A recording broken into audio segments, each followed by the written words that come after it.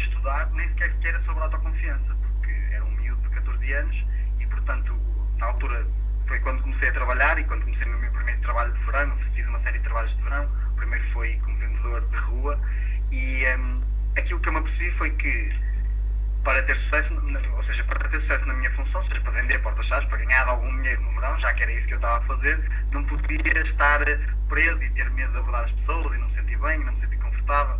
Também me apercebi que rapidamente aquilo que eu utilizava para abordar as pessoas aí podia ser facilmente aplicado a outras áreas da minha vida e utilizar para abordar, sei lá, raparigas. Na altura era um tema que me interessava muito, ainda hoje é, portanto, não deixou de me interessar. Agora encara de forma diferente. Quando tinha 14 anos nós encaramos as coisas de forma um bocadinho diferente e, portanto, percebi que todas estas competências que estava a ter através do mundo das vendas, por assim dizer, podia passar para a minha parte pessoal, para a minha parte relacional, para a minha parte social também. E então, quando comecei a estudar sobre isto, não fazia ideia do que era autoconfiança, nem de que estava a estudar sobre isto. Anos mais tarde, venho eu a perceber que, de facto, a aplicação de uma série de técnicas, a aplicação de uma série de modelos, a aplicação de uma série de ferramentas, me permitia, em determinadas situações, agir e ter resultados mais rapidamente do que outras pessoas. E isso não era bom nem era mau. Essa era a diferença. E o que eu percebia foi que as outras pessoas diziam assim: eu não compreendo como é que tu consegues partir logo e agir e ter esses resultados e conseguir, e como é que tu tens tanta autoconfiança.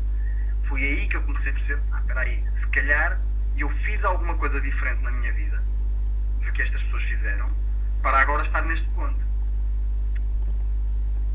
Quando nas últimas sessões que comecei a dar sobre de GT Coach, aquela sessão que eu até fiz através do meu blog, da oferta, para que as pessoas pudessem ter uma experiência também do GT Coach, apercebi-me que algo que já me tinha percebido em processos de coaching anteriores e em informações, que é a autoconfiança,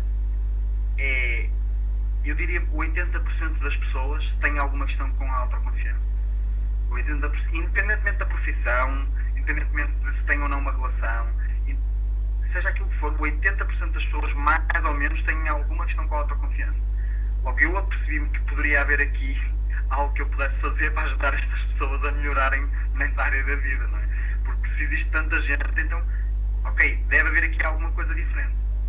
A partir daí comecei a estudar como é que poderia organizar um processo que fosse de facto eficaz.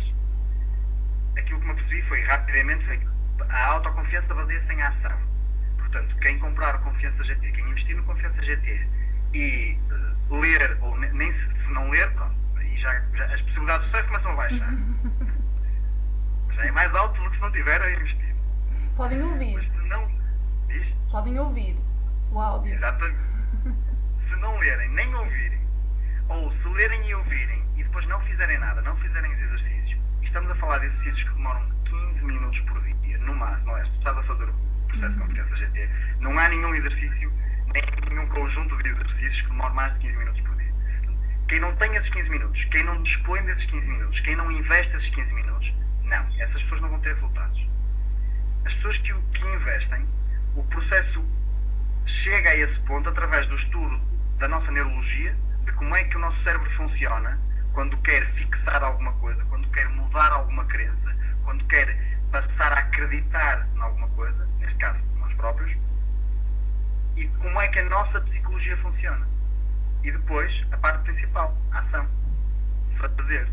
Criar no nosso cérebro, no nosso corpo, em todas as nossas células, no nosso coração, a referência de que eu fiz algo diferente. E resultou. E então posso fazer outra vez. E criar essa mecânica de obrigar o cérebro a mudar mesmo a nossa crença. A crença de que, eu se calhar não sou capaz, para uma crença de, mas eu sou capaz de fazer isto tudo, eu já fiz uma série de coisas. Portanto, também sou capaz de fazer isto. E baseia-se muito nesse processo, baseia-se muito nesse estudo e nesse processo de conseguir fazer isso. Ok, agora a tua imagem ficou parada. Ok, já está direito. Também durante um bocadinho, mas já voltar. Um bocadinho mais de luz e tal. Ok. Agora, já mais para terminar um bocadinho, mas na tua perspectiva de coach e mais de ser humano, já falaste muito na confiança, mas o que é que achas que, além da confiança, seja o maior impedimento das pessoas ao sucesso? A primeira resposta que me surgiu Foi? medo. Medo. No filme do Anthony Robbins que eu te falei, há duas coisas que ele põe bastante interessante. Há pessoas que têm medo de falhar. E eu não experimento algo porque posso falhar. Porque eu posso experimentar mais alguma coisa, fazer alguma coisa e não conseguir. E o que é que isso vai dizer de mim? Que não consigo fazer alguma coisa. Já há pessoas que têm esse medo de falhar, esse medo de conseguir, esse medo de chegar lá, esse medo de atingir. E portanto não fazem nada. Não atingem, não progridem, não se mexem. Há outras pessoas que utilizam o medo de forma diferente. Utilizam também um medo, mas é o medo de ficar para trás. É o medo de ficar aqui. É o medo de, e se houver mais na vida do que isto e eu não tiver? É o medo de, e se eu fizesse alguma coisa que pudesse mesmo mudar a forma como eu encaro o mundo, pudesse mesmo mudar a maneira como eu vivo o mundo? E esse medo impele-te para a frente. No Confiança GT eu falo um bocadinho sobre o medo, não me alongo muito porque não creio que seja a parte principal da confiança. Falo um bocadinho sobre o medo, exatamente sobre isso. O medo pode ser bom ou pode ser mau, é uma energia como qualquer outra. Nós podemos usá-la para nosso benefício ou para nos impedir de fazer alguma coisa.